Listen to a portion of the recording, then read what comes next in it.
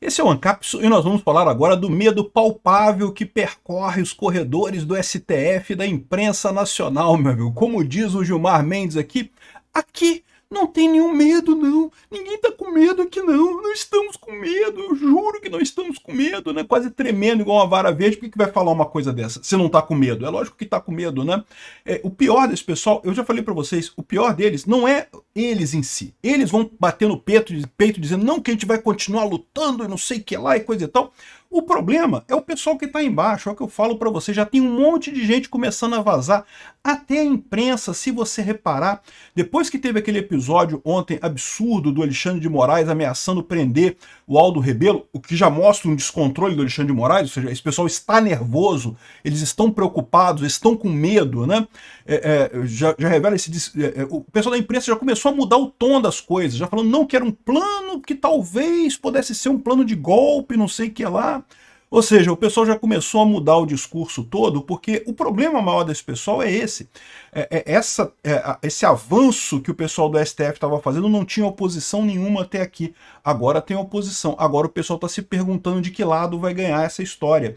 E aí, ou seja, já começam a ter o medo de ter que voltar atrás. Até aqui, estava todo mundo certo que Bolsonaro vai perder. Não interessa. Ah, mas não tem prova nenhuma, tá tudo errado, os depoimentos contradizem a obra de ficção da PF. Não tem problema, Alexandre de Moraes vai prender o Bolsonaro. E eu acho que vai acabar prendendo o Bolsonaro de qualquer jeito. Não creio que isso vá mudar. Mas o que o pessoal começou a perceber lá em Brasília é que essa história depois vai continuar. E o que vai vir a partir daí pode ser bastante complicado para esse pessoal, né? Então, o Gilmar Mendes deixa bem claro aqui que está com medo, evidentemente.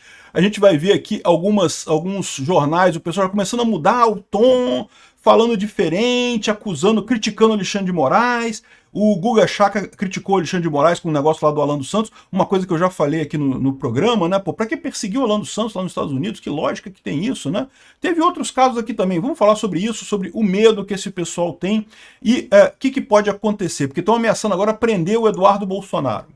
Não vão conseguir isso. Essa notícia foi sugerida por Meu Marido Dorme Ouvindo Peter, Hermes Ogrin e várias outras pessoas. Obrigado aí ao pessoal que sugeriu notícias lá no nosso site, no visãolibertaria.com.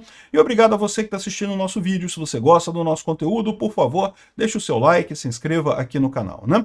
Pois bem, a gente tem contado sobre essa novela, né? Porque é uma novela que está acontecendo aí da aplicação da Lei Magnitsky aqui contra o Alexandre de Moraes. Então eu já fiz vídeos explicando aqui o que é a Lei Magnitsky, o que é muito sério mesmo, que pode deixar o Alexandre de Moraes de forma bastante presa, né?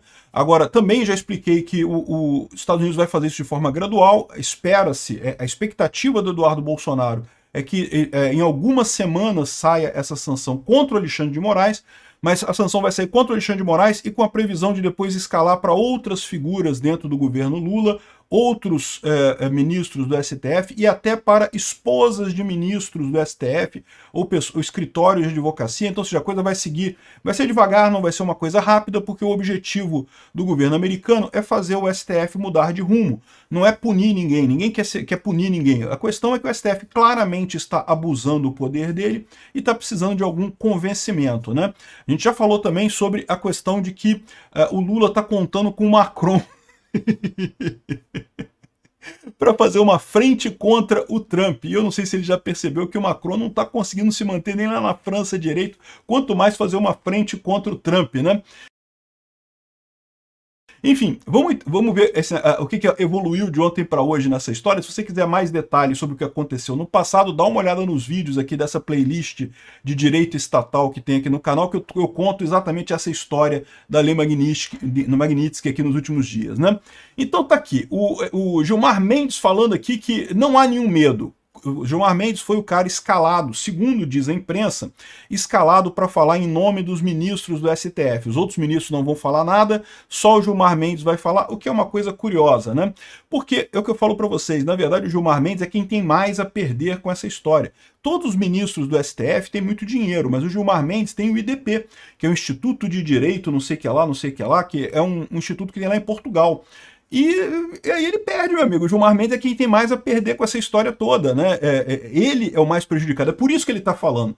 Os outros todos, eu não sei. Diz a imprensa que é porque eles decidiram que vão ficar todo mundo quietinho, vai deixar o Gilmar Mendes falar e coisa e tal. Eu não sei se é isso, ou se é o fato de que eles estão todos refazendo as contas agora. Será que vale a pena embarcar nessa canoa mesmo? Essa canoa parece que está furada, e o Gilmar Mendes é o mais prejudicado, é o que está falando porque é o mais prejudicado nessa história, né? Aqui, ó.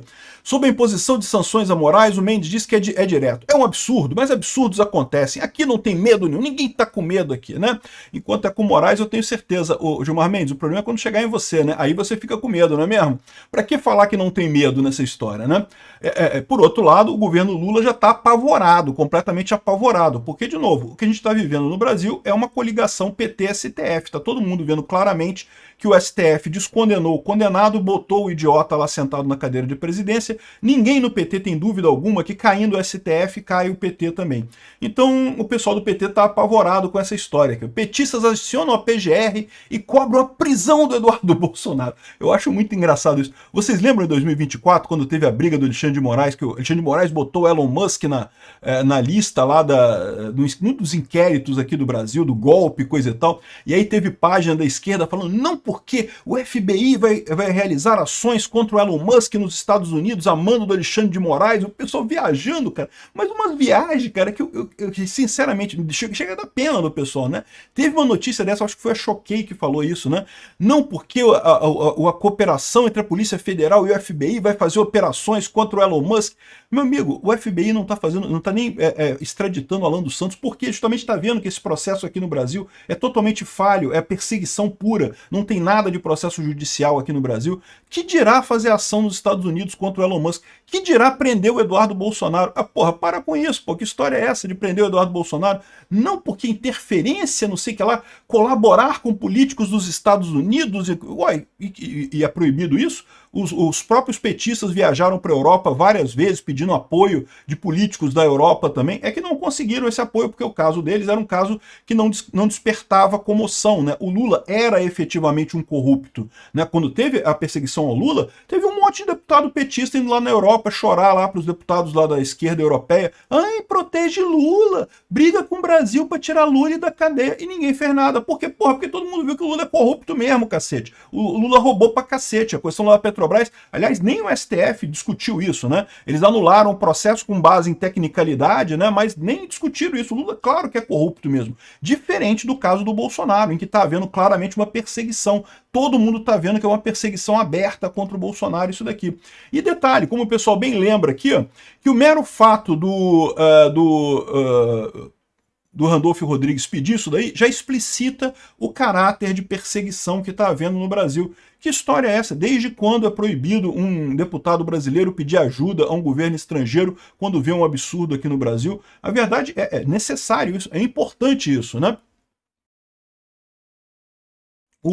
A discussão, o Cacai, que é outro que está preocupado pra caramba, porque, de novo, o Cacai é o advogado da esquerda, né? É o cara que lutou para tirar o Lula, é o cara que conseguiu convencer o pessoal do STF a matar a Lava Jato e tirar o Lula da cadeia, né? O Cacai está preocupado, porque ele sabe que isso vai chegar nele, né? Então ele está dizendo aqui que o Cacai, não, que o sancionar ministro ofende a soberania nacional e não sei o que lá e coisa e tal. Não, meu amigo, que isso que ofendeu a soberania nacional foi o Alexandre de Moraes ao proibir o X no Brasil sem ter nenhuma lei que permita esse tipo de coisa. Um absurdo completo isso. Não, nenhuma plataforma de internet precisa ter escritório no Brasil, precisa ter representante no Brasil. Isso não existe, não tem nenhuma lei que requeira isso. Pode procurar no ordenamento jurídico brasileiro inteiro. Não tem uma lei que exija que plataforma de mídia tenha representante no Brasil, escritório, representante, o que quer que seja. O Alexandre de Moraes inventou essa regra da cabeça dele, portanto, agiu de forma inconstitucional e ilegal para sancionar o X. Inconstitucional por quê? Porque atentou contra a liberdade de expressão, que é um direito garantido pela Constituição brasileira, e sem ter regra nenhuma, e sem ter lei nenhuma. Então, portanto, ilegal também, né? Então, quem atentou contra a soberania nacional foi o Alexandre de Moraes. Mas o Marsiglia explica muito bem aqui que não tem nada a ver. Por quê? Até porque a lei Magnitsky, ela não fere nada dentro do Brasil. Os Estados Unidos não vão mandar agentes do FBI para prender o Alexandre de Moraes, não. Eles vão falar só com as empresas americanas. As empresas americanas estão na jurisdição americana, têm o direito, têm que obedecer à jurisdição americana. Então não estão invadindo a soberania brasileira. O que os Estados Unidos vai fazer é, olha, empresas que estão aqui nos Estados Unidos, ou que queiram fazer negócio com empresa americana, você tem que atender essa regra aqui. Se você não atender, a gente vai parar de fazer negócio com você.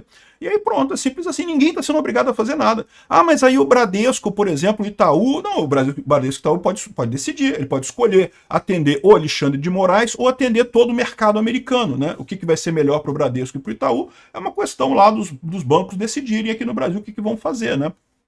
Então, os Estados Unidos não está ferindo a soberania brasileira de maneira alguma. Os Estados Unidos está agindo dentro da soberania deles. Essa lorota que eles estão fazendo não pega, né?